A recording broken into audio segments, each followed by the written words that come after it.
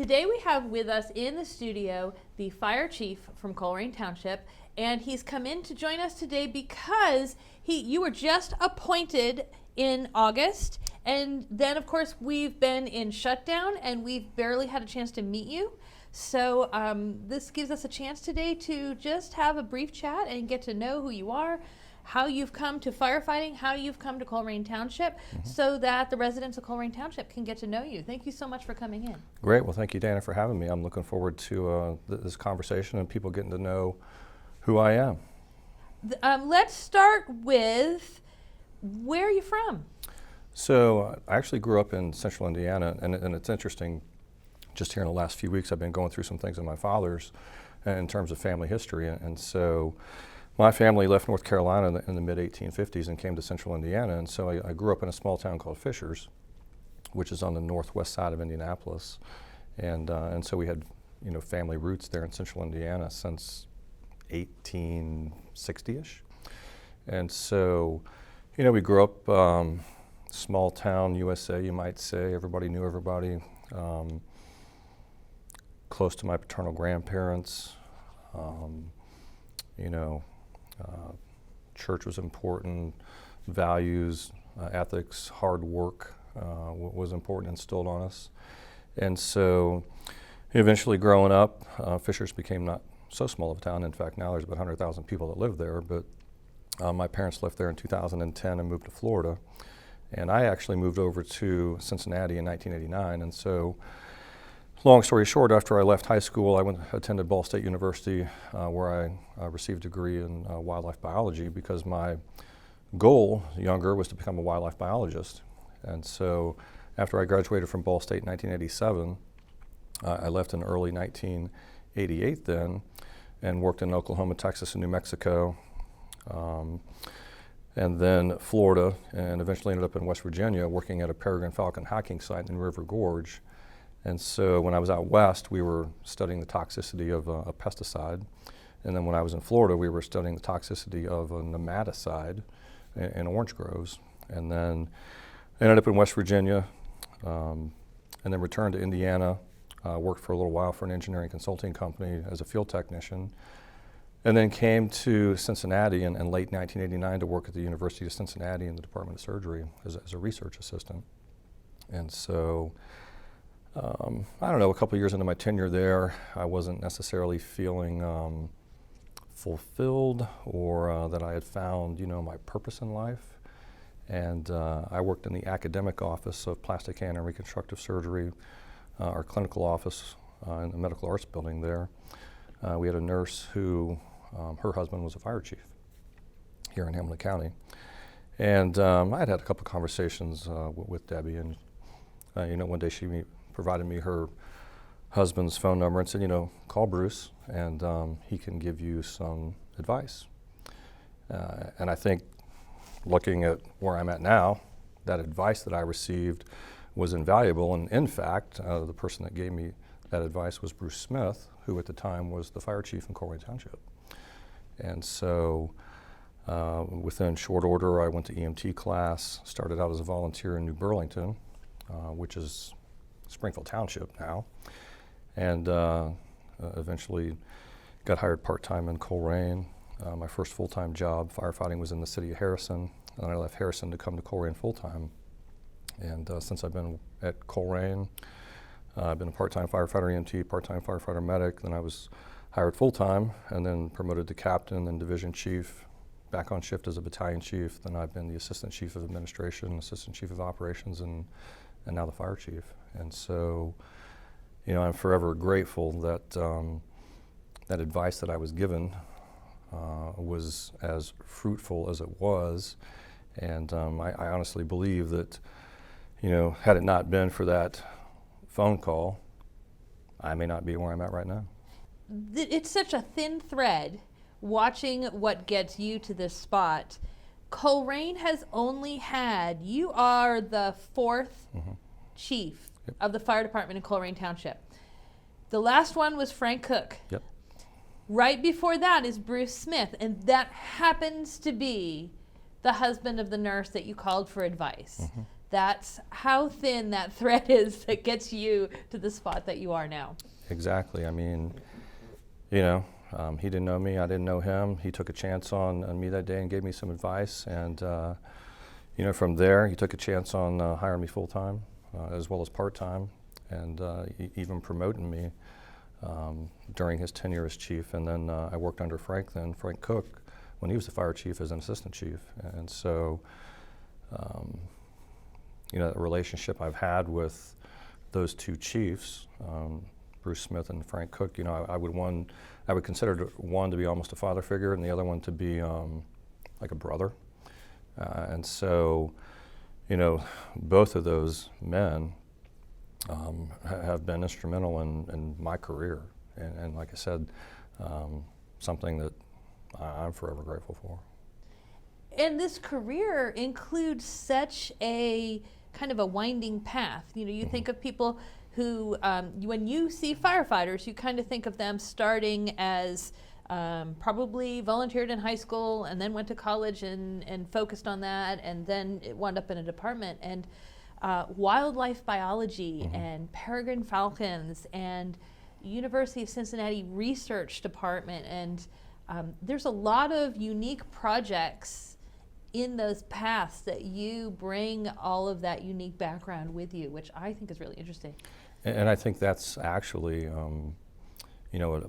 a positive trait in the sense that, sometimes we can fall into silos, or sometimes we can tend to groupthink, both of which aren't necessarily good.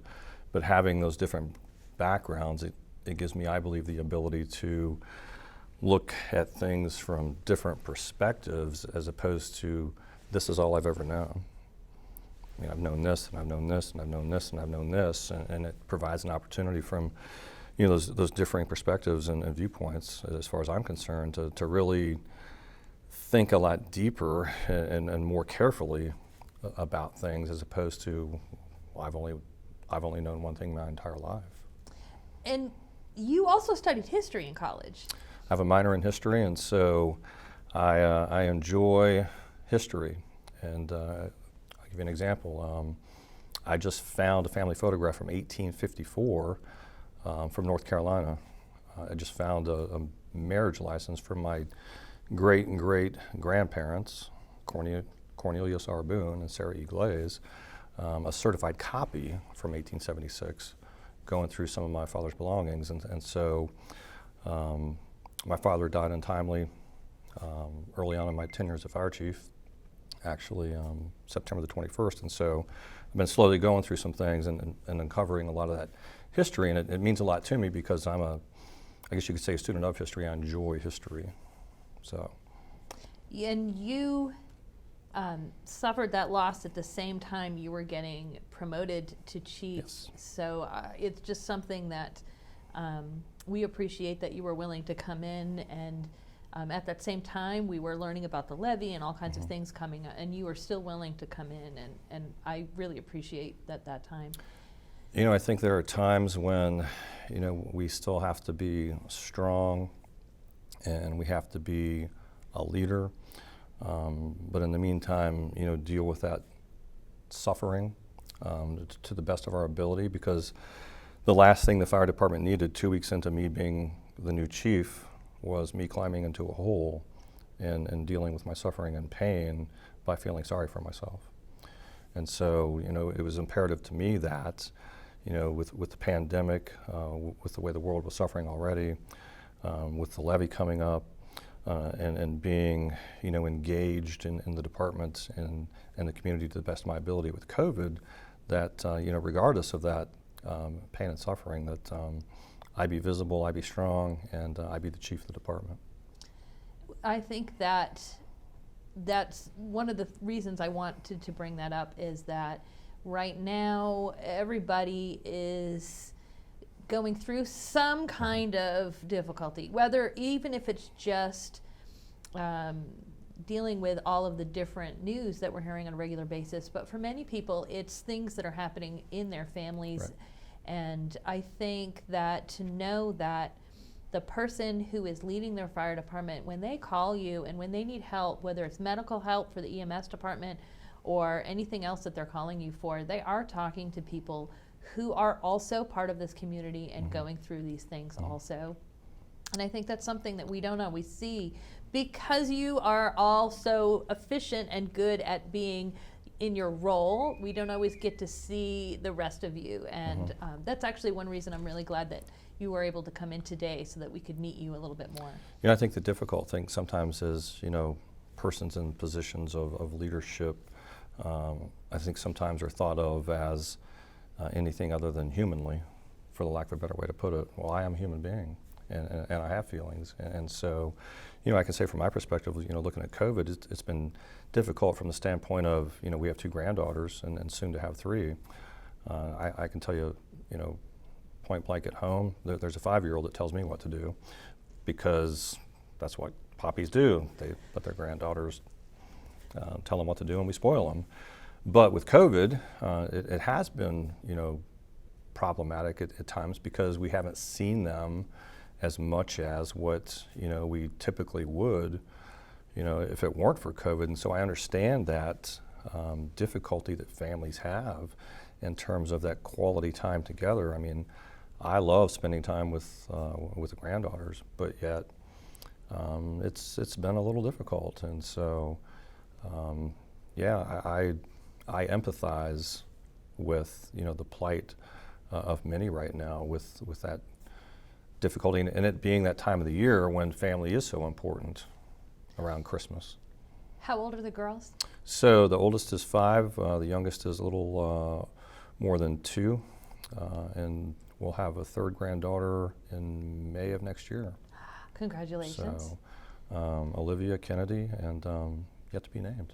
So what do they think about firefighting? So the 5-year-old has been to the firehouse. I've got a picture of her from a couple years ago. I actually brought her to work one day for a little while.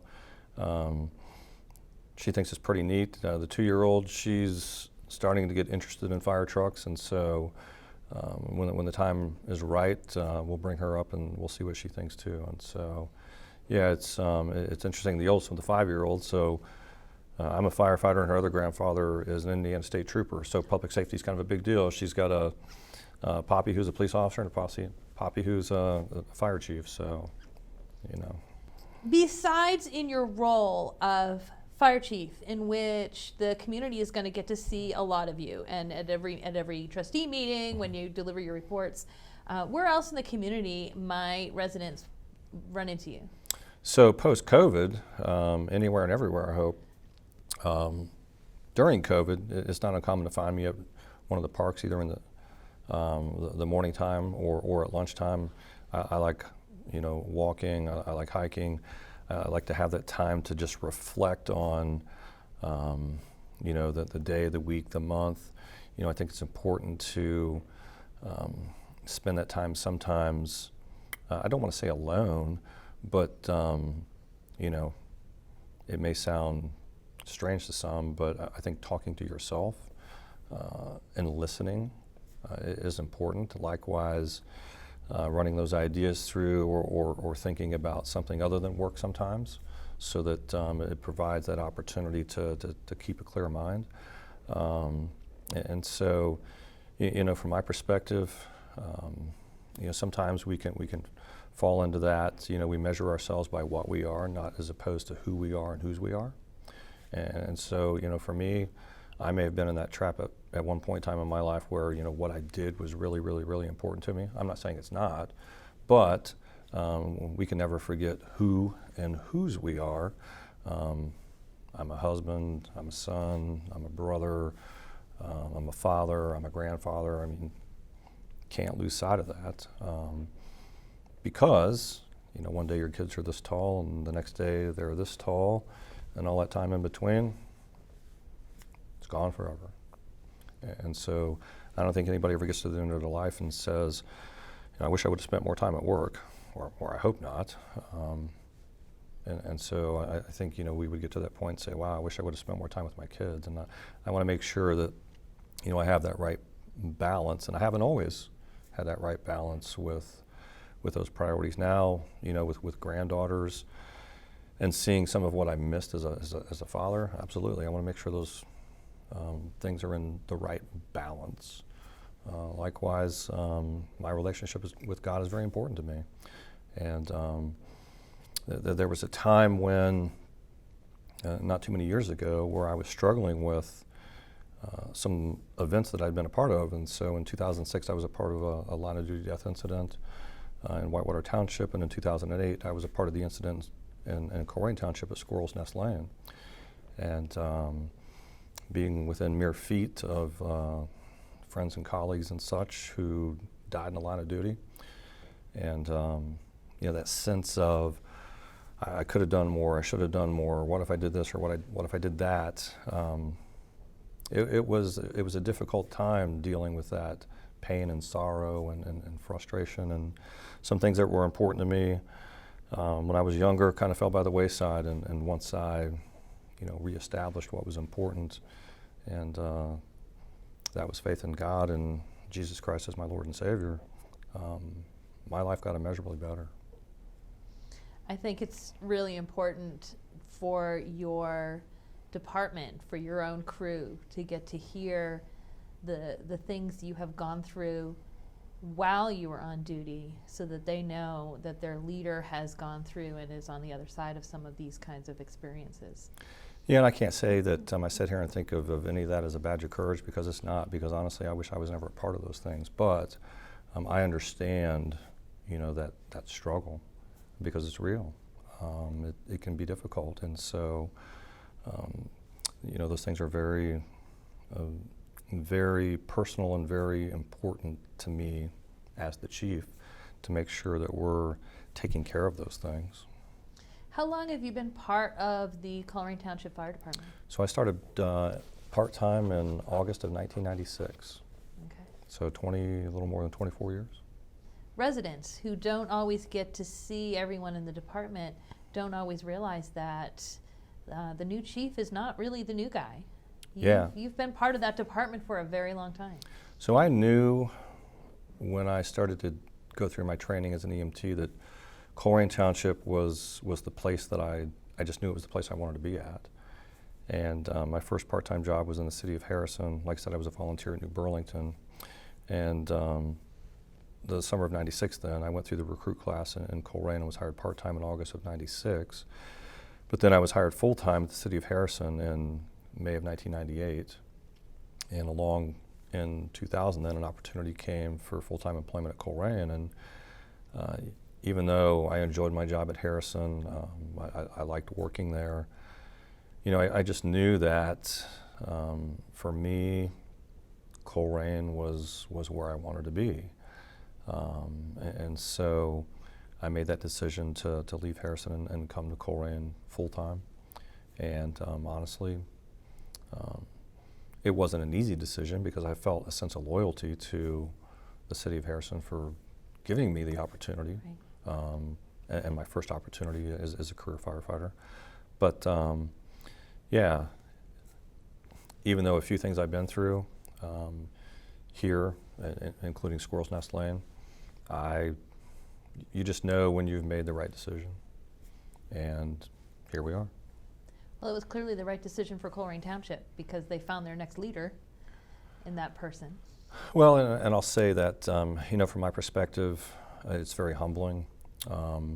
Being a part of the fire service to me is a huge privilege. And just on Monday night, we had our new recruit class's first night, and the second slide of my presentation said, I don't have to do this, I get to do this. And so when you think about things in that perspective, I don't have to do this. I get to do this. I get to do this. Every day, there's an opportunity to selflessly serve and make a difference in people's lives. What kind of a privilege is that? Not everybody has that opportunity. And so I don't take it lightly. I mean, believe it or not, I still work 2 shifts a month as a part-time paramedic, because I enjoy being a paramedic. And so I think it's important to not ask others to do things that I won't do. And so even though I'm a fire chief, I still work 2 12-hour shifts a month for the Western Joint Ambulance District as a paramedic. And we cover Crosby Township and Whitewater Township. So it's just nice to, and I think it helps to keep me balanced. You know, it's nice to go be a paramedic. Because of my other role, there's a significant amount of responsibility in it. And I joke sometimes, but I think it's from that standpoint of humbleness and self-deprecating humor that I'm an unimportant person who has a lot of responsibility. Because 10,500 times a year, the persons who are on shift are the important ones because they're making those patient contacts and those incident responses over and over and over and over. They're the important ones. You can only be as good a chief as your team. Surround yourself with good people, Yeah. and you'll look great. Well, and the Colerain Fire Department and EMS Department has consistently shown its excellence over and over again, whether it's with awards or whether it's with their performance at particular events, and we get to hear about that at some of the trustee meetings. So I know you get a good team to work with. Some people don't understand or realize that we've only been a fire department for 45 years. You know, the Colerain Township Fire Department became the Colerain Township Fire Department in 1975, through the foresight of Corky Snyder. The Groesbeck Volunteer Fire Department and the Dunlap Volunteer Fire Departments merged into the Colerain Township Fire Department. And so some would say, wow, 45 years is a long time. Well, there have been places that have had the same fire department for 200 years. We've been a fire department for 45 years, a township fire department for 45 years. And if you look at the accolades and the accomplishments of this organization, it's really, really humbling to be a part of it. I mean, this organization has 5 persons, Corky Snyder, Bruce Smith, Paul Riedel, Bob Releg, and now Grant Burns, who have been inducted into the Ohio Fire Service Hall of Fame. Wow. That's a big deal. There are some fire departments that don't have 1 person in the Ohio Fire Service Hall of Fame. We have 5. 5 in a shorter period of time. 5 in 45 years. Wow. So it's truly, truly a privilege and humbling to work around, that caliber of thinking and leading and forethought. I get to do this. So what are the things, as you look forward to your future as fire chief, what are the things that you most want to see happen? So obviously, one of the things I most wanted to see happen was the successful passage of a levy, which kind of cemented how things were going to look during my tenure as chief, and so we were successful in doing that, even though it's difficult times right now. I mean, I understand the yeses and the nos, and I truly do, but we were successful in doing that, and so that helps to somewhat clear up any muddy waters about what are things going to look like, because we were faced with an obvious deficit that was going to be substantial, and so the last thing I wanted to do as a new fire chief was to close fire stations and lay people off, but those are the decisions that have to be made if it comes to that.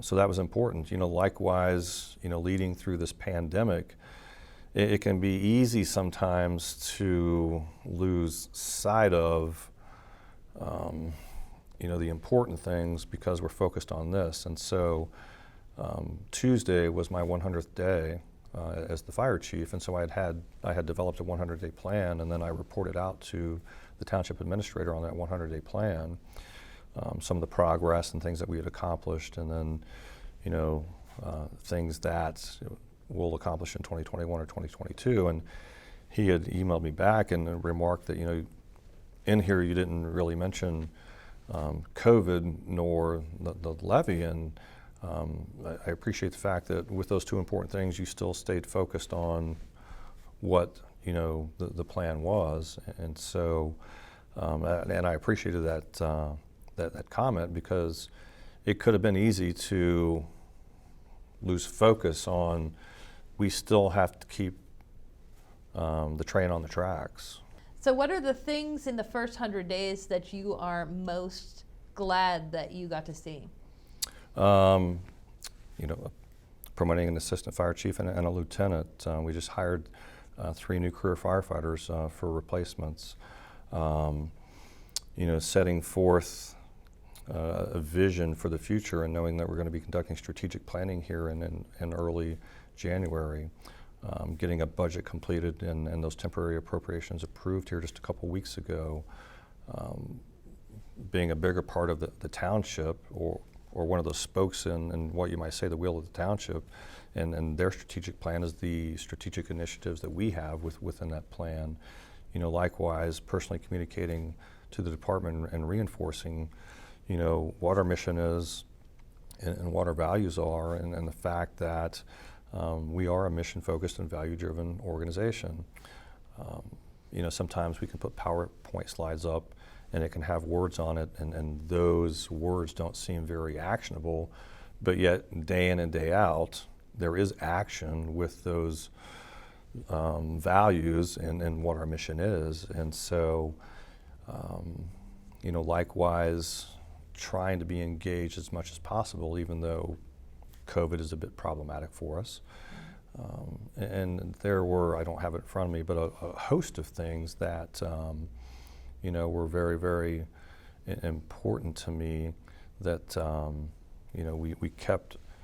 And I guess the 2 words that I use is we keep moving onward and upward.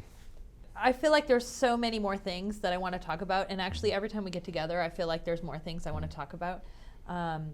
But I think since we're going to run out of time, I want to end with, can you sum up what your mission is for the department? So our mission is to provide first-class all-hazards response and socially responsible programs to the residents, visitors, and business owners of Colerain Township with an engaged team of professionals that values involvement in the community. That is our mission. In short, it's to selflessly serve and make a difference in the lives of people. Walking in the shoes of Corky Snyder and Bruce Smith and Frank Cook, that is a huge, huge responsibility. And there are some organizations you take over and you have to rebuild it from the ground up. You don't have to rebuild Colerain Township Fire Department from the ground up. You take over as the chief and you tweak some little things here and there or nudge some things here and there to keep us moving onward and upward. And the most important thing to me is we're out there treating people with compassion. We're providing a level of customer service that is unparalleled, that we treat people like they're our own family member. And we give people a reason to be proud of their fire department. And I think we do that. I mean, I take it personally. If we weren't to meet the expectations or the standard of the community, the buck stops here. If anyone has questions for you about the fire department or anything else like that, how can they contact you? So my email is awalls@colerain.org, or my phone number at work is 513-245-5732, or stop by 4160 Springdale Road Fire Headquarters and we'll have a chat. I want to thank you so much for coming in. I know there's always more stories that we always want to get to, Sure. So I feel like we need to plan some future ones. Okay. But for now, I just appreciate the time that you were able to take today and come in and sit on our socially distanced set and make sure that the residents of Colerain Township get to meet their new chief. Well, thank you. I appreciate the opportunity. I look forward to continuing to serve the community, and I'm forever humbled and grateful and privileged for doing so. And I want to thank you for watching Talking with Colerain Township. That means you are staying up to date on things that are happening in Colerain. Keep an eye on the website, colerain.org, for everything you need to know about what's happening in Colerain Township, including the fire department and trustees meetings and zoning meetings and everything else. You'll find that on the website, colerain.org.